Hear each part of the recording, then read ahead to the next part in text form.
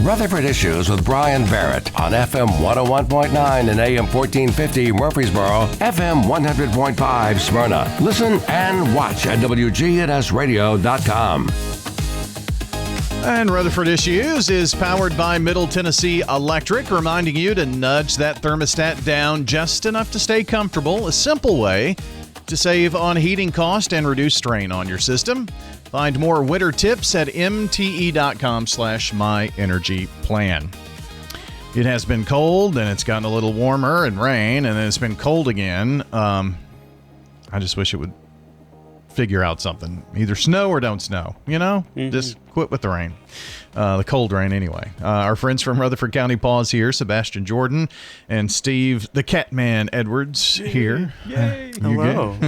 Oh, is that your crowd, the cheering you on? Sounds a little weak. I'm just kidding. Well, there's a lot of them and they're far away. They're very far away. Yeah. How many cats are in the crowd?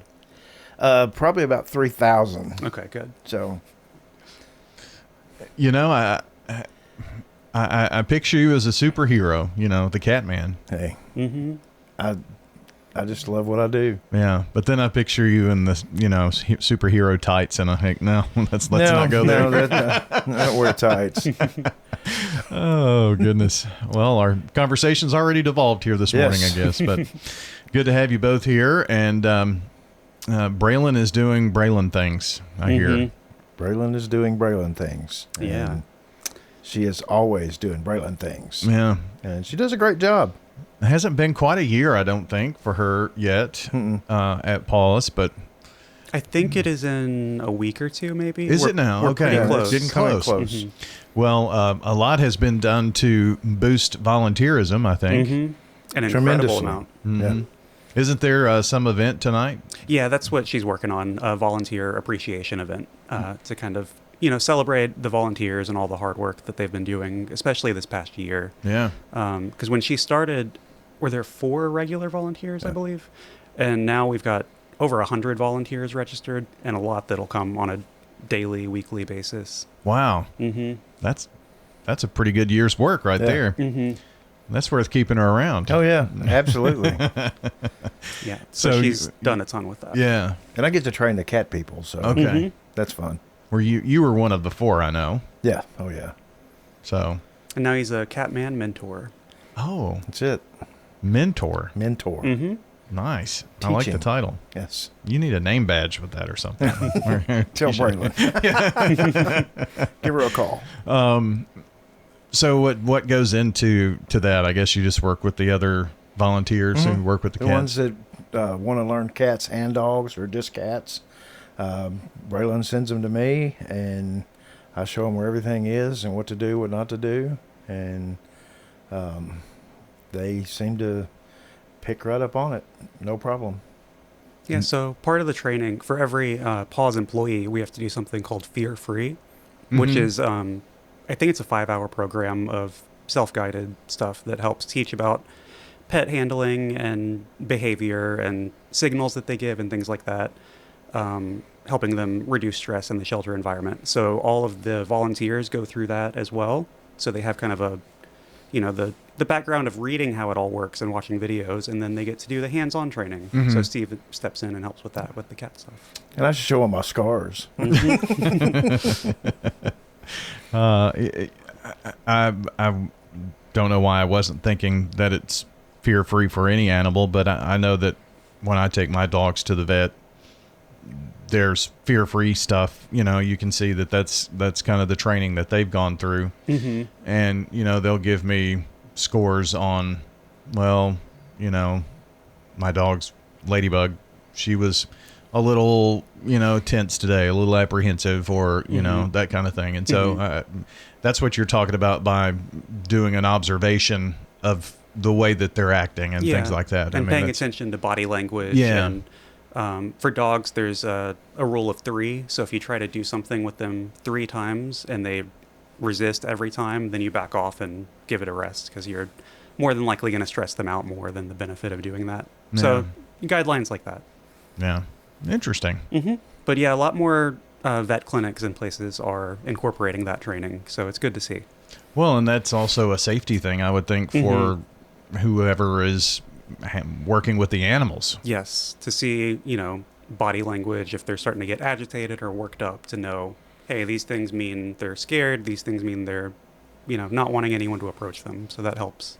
Oftentimes, I mean, your animals are going to be frightened a new environment, that kind of thing, especially when they first arrive. And do you keep a record of, if Junebug is the animal that came in a week ago, you can look back and see her progression from a week ago to now, we've got very detailed notes, factual notes about all the animals. I guess that helps really their personality and what type of, because many times you don't get animals in that their background. Right. And so you kind of have to learn that to develop a profile to know maybe this dog or cat doesn't do well with other dogs or cats or, small children maybe shouldn't be in those situations. Yeah, like you don't have their history, so you're starting at, square one. You've got to watch them and just observe and see how they react to things and make note of that and adapt. Yeah.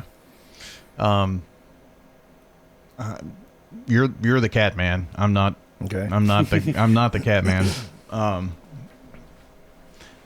I had a conversation with a friend this week. I said, "Why don't you like cats?" And I gave him a long story. I won't bore you with it, but people have preferences, and that's all good and fine.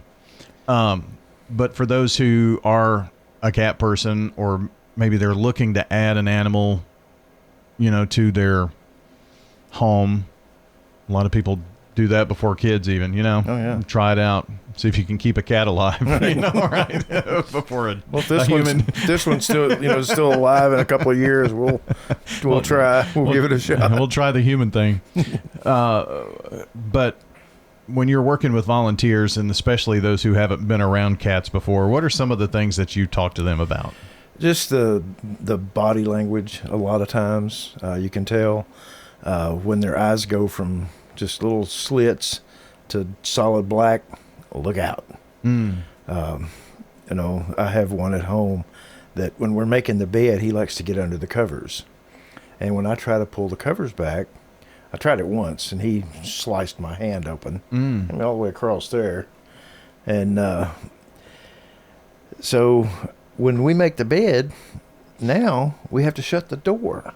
So he doesn't come in. So he doesn't come in the bedroom, yeah. He likes to be under the cover. He likes to be under the covers, which is fine, but let us make the bed, then you can get under the covers. Okay. and he does that too. So.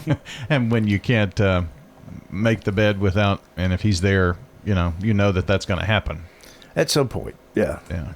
So I just wait till he's, out of the room, or he goes into the other room, and I shut the door, and, he's like... Yeah. Well, that's a hard way to learn a lesson too, though. Well, but, he don't learn. Yeah. Well, I'm talking about you. Oh, yeah. Getting your hands I don't open. either, but what are some of the body language things you look for with a cat? Well, if you put your hand in the kennel towards the cat, always go slow. And if they kind of arch their back, the hair stands up, leave them alone. We had one back some time ago that just did not want to be petted at all. I mean, just didn't like it. Didn't like to be picked up. And, the girls have a way with them because they spend all day, and a lot of the employees go in there and visit with the cats because, they have their favorites, and, they'll go in and stay for a few minutes. And, but it's just it's just hard to say, really. They have a mentality that, if they don't want to be petted, or they don't want to be looked at or held or picked up, they'll let you know. Well, that's kind of their temperament, isn't it? Most, they want it on their terms. Yep.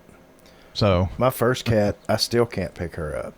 Really? I can pick her up and set her in the kitchen and shut the door so I can get my wife's car out. But other than that, if I try to hold her, I'm bleeding. Wow. Okay. You're really selling cat ownership. Well, I mean, it's not. She was feral, Oh, and, yeah. so I wasn't never able to pick her up, and then she became my friend, and she got to hanging around me. She let me pet her, and then she would sit in my lap. I could pick her up and set her in my lap, but I couldn't hold her. Mm-hmm. Oh, okay. But I've got one. She had a kitten, and I kept him, and I can turn him upside down, throw him over my shoulder. The one that scratches me when we're making the bed. But he's very receptive to just about any position I'll put him in. I could hang him, lay him up on top of my head, and he'd just sit there. Unless you're making the bed and he's under there. Yep. Just make sure he's not there then. Yep. I mean, so you learn those things. You learn. I mean, each cat has its own personality. Yep.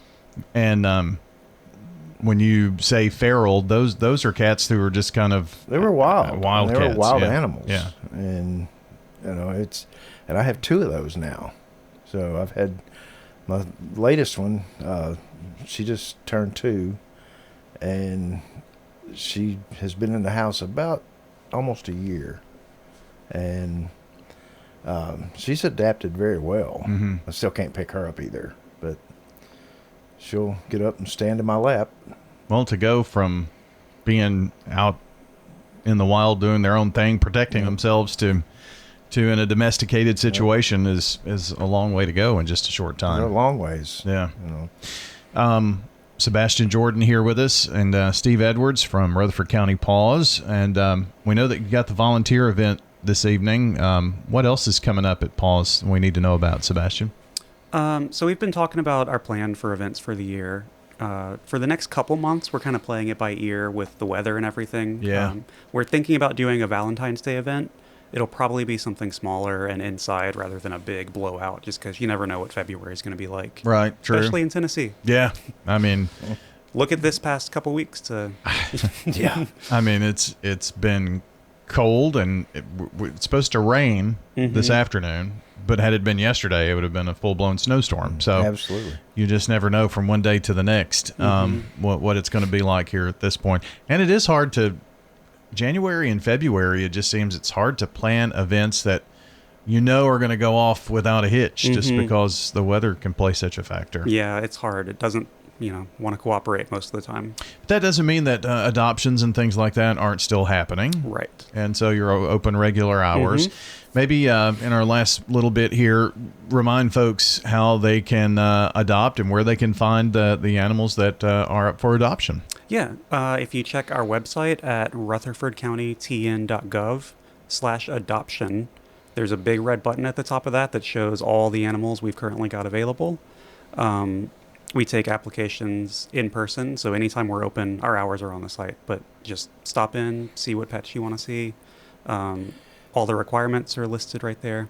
Now, you don't want to stop in like 15 minutes ahead of time. Yeah, we ask to come at least 30 minutes before close just to give time to meet the dog and fill out the paperwork and do any verification or anything. Yeah, and that process takes a minute. And what do we need to bring with? So if you have any other dogs or cats, then you need to show proof of rabies vaccinations for those.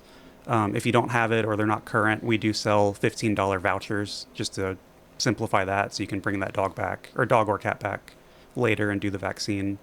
If you don't own your home, then knowing the policy of where you live, the townhomes or apartments or whatever, which we can also call and try to verify the pet policy, because we don't want to adopt out, 70-pound dog and your apartment's got a 50-pound limit. Yeah, I mean, all that makes sense. Yeah. And all that information is on your website too, right? Yes, it is. All right.